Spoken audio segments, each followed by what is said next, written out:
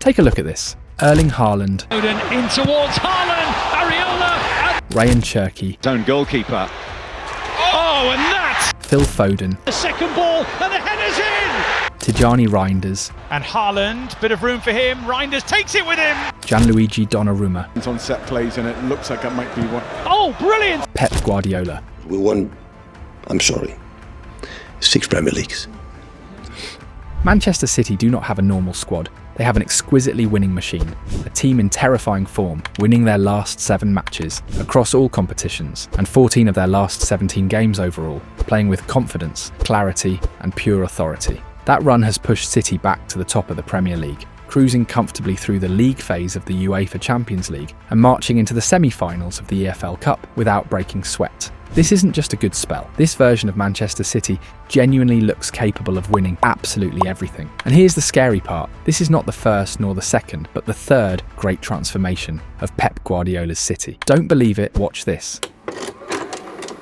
To understand the magnificent Manchester City Pep Guardiola has built today and why this new game plan is genuinely terrifying, we have to go 2 steps back and understand how this project was shaped from day one, piece by piece. When Pep Guardiola was unveiled as Manchester City manager in July 2016, he openly admitted he would need time to understand the Premier League, and doubts quickly followed about whether his possession-heavy football could survive England's physical chaos. Doubts that reached their peak in December 2016 when City were beaten 4-2 by Leicester City. Second balls, duels and physical pressure have always been part of English football, and the fact City thrive in that environment today shows just how much Guardiola adapted, because back in 2017 the focus was clear: dominate the ball better than anyone else. That vision arrived with key signings like Aymeric Laporte, Benjamin Mendy, Kyle Walker, Bernardo Silva and Ederson, players chosen not for brute force but for technical security and tactical intelligence. Guardiola also made a decisive attacking tweak, using inverted wingers in a different way by placing the left-footed Leroy Sané on the left and the right-footed Raheem Sterling on the right, allowing their raw pace to stretch defences, run in behind and create shooting lanes, cutbacks and chaos for Sergio Aguero inside the box. Even in defence, Guardiola reinvented roles, using midfielder Fabian Delph at left-back, flipping the Philipp Lahm concept he used at Bayern, and reshaping City's build-up from the back. The peak of this first City evolution arrived in the 2017-2018 title-winning season, symbolised by the ruthless 7-2 demolition of Stoke City. Once the ultimate symbol of English physical football, where Kevin De Bruyne and David Silva controlled matches as free number 8s, playing with a level of positional freedom England had rarely seen, including moments like De Bruyne creating a goal after dribbling forward from right back, a scene that perfectly captured the beginning of Guardiola's quiet revolution. While this idea worked brilliantly as City retained the title in 2018-2019, Title race of all time, but coming out on top again. the cracks started to appear in 2019-2020. Injuries across the squad killed continuity, and once the pressing lost its precision, huge spaces began to open in midfield. City suddenly looked fragile in transition, a rare sight for a Guardiola team. When the early weeks of 2020 to 2021 showed similar warning signs, Pep Guardiola reacted again, this time by merging 2 ideas he already trusted: the free 8s and the inverted fullbacks. In possession, the left-back would step inside into midfield, while the right-back tucked in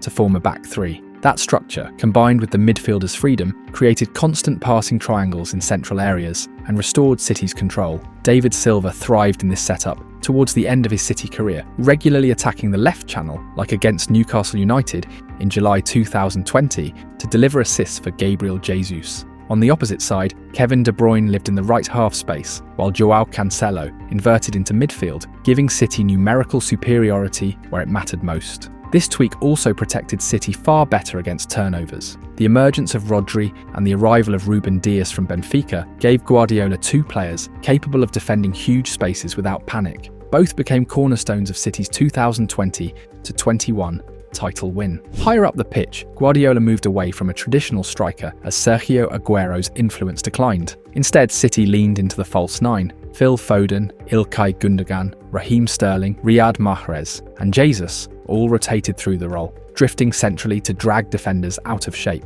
With players operating closer together, City's counter-press became sharper and more aggressive than ever. The 2-1 win away at Real Madrid in the Champions League in February 2020 showed this evolution perfectly. Bernardo Silva dropped into left-back during build-up De Bruyne controlled the half spaces, and Jesus and Mahrez acted like wide false nines, attacking the gaps between centre-backs and full-backs. But this phase also exposed Guardiola's limits. In the 2021 Champions League final, the double false nine this time with De Bruyne and Foden collapsed. Guardiola chose not to field a natural holding midfielder against Thomas Tuchel's Chelsea, whose disciplined mid-block and lethal transitions strangled City. The 1-0 defeat was a harsh reminder that even Guardiola's smartest ideas still needed balance. Erling Haaland's arrival in 2022 forced Pep Guardiola to reinvent Manchester City again. With Erling Haaland, City briefly went back to the system Pep once used at Bayern. Like Robert Lewandowski, Haaland thrives on runs in behind and pins centre-backs deep. That allowed wide players like Jack Grealish and Riyad Mahrez to recycle possession, slow the tempo, and give midfielders time to arrive into the spaces Haaland created with his movement. The goals came in floods. Haaland powered City to the historic treble in 2022-2023. Slips, Haaland's in, scores, 4-0. But there was a trade-off. Without an extra midfielder floating between the lines, City became more predictable. When Haaland didn't score, the attack sometimes stalled, and opponents began to read City's patterns more easily. Guardiola's answer was addition by subtraction. Instead of adding another attacker, he pushed a centre-back, often John Stones, into midfield next to the number 6. This restored control, gave City an extra passing option in central areas, and protected them better against counter-attacks. Then came another problem. When Rodri missed most of the 2024-25 season with an ACL injury, City lost their defensive anchor.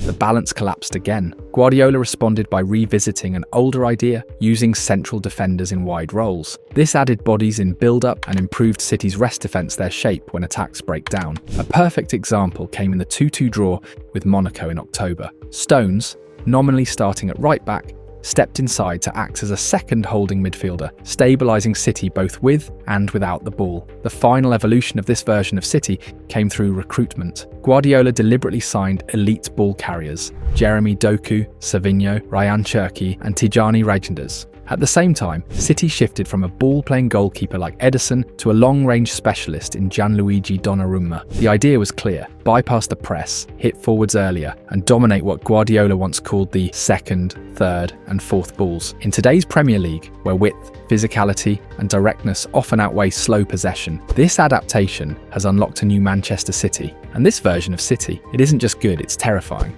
The first radical change in this new Manchester City is simple but terrifying. City now attack through fast breaks. Instead of building every move patiently through the middle, they use the dynamism of their wide players to flip defence into attack almost instantly, with far less need for a traditional playmaker in between the lines. This season, they have scored joint most goals in the league from fast breaks, countering teams in almost the exact same way opponents punished City last year. And this shift has unlocked one of the most dangerous qualities of Erling Haaland: his explosive power into space. We saw it again recently with a long pass from Matheus Nunes from deep, switched wide to Savinho on the right. The Brazilian went 1v1, beat his man with a sharp cut, and suddenly City were attacking at full speed. Savinho had two options: Ryan Cherki or Haaland. He played Cherki, who with a subtle first-time touch released Haaland. The defender panicked, mistimed the interception, and the ball fell perfectly for the Norwegian to finish. And this is not a one-off. Arsenal already suffered Haaland running into open grass, covering almost the entire pitch in under 5 seconds. Manchester United couldn't contain him in transition either. Brentford tried to beat him in a physical battle and lost. The pattern is clear.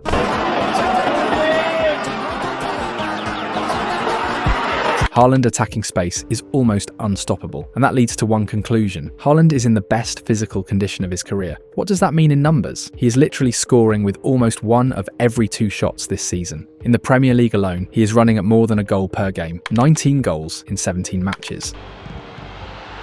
Across club and country, Haaland already has 38 goals in 28 games, shaping up to be the most prolific season of his career. If injuries stay away, it will even end with his first ever World Cup appearance with Norway. With his latest brace, Haaland reached 104 Premier League goals, one more than Cristiano Ronaldo, and he did it in 122 fewer matches. A huge part of this explosion comes from the attacking unit Pep Guardiola has built around him. But there are other key tactical ideas. Pep has introduced ideas that have not only unleashed Haaland, but the entire City attack. So much so that City are now the highest scoring team in the Premier League with 41 goals, 10 more than Arsenal, and that is where things get even more frightening. Another thing Pep Guardiola has done exceptionally well is selecting the players around Erling Haaland footballers who not only feed him chances, but who are themselves devastating attacking weapons. Savinho, Jeremy Doku, Ryan Cherki, Phil Foden, and Tijani Reinders are absolute monsters going forward. City's main creator, Cherki, already has 6 assists and 1 goal in the Premier League and 7 assists plus 4 goals in all competitions. He has been the best signing of the summer. No new player in the league has more goal contributions, and he currently leads the Premier League assist charts. Alongside him, Phil Foden has 7 goals and 2 assists, and together they have produced 11 goal contributions in just the last 4 matches. Overall,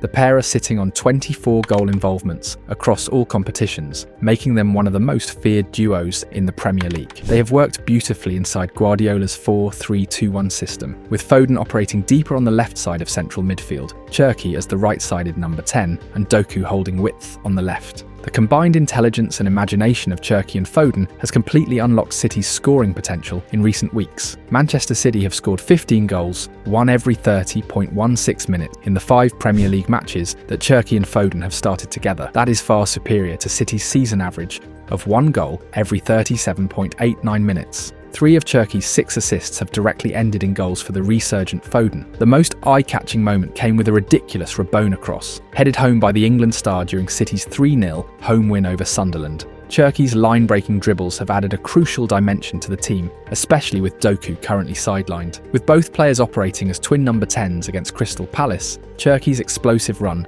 forced Adam Wharton into a mistimed tackle. He then dragged Maxence Lacroix out of position before slipping the ball into space for Foden, who smashed home his 12th league goal from outside the box. It was Foden's 8th long-range goal since the start of the 2023-2024 season, more than any other Premier League player. City's dramatic stoppage time winner in the 3-2 victory over Leeds United also owed everything to Cherki, whose decision-making found his teammate perfectly between the lines. Foden has been used far more often in a deeper role this season. Guardiola took time to fully trust him in those zones, but encouraging Foden to arrive late into attacking areas has worked brilliantly. And just when defenders think they have solved him, his long-range shooting is back. Borussia Dortmund saw it.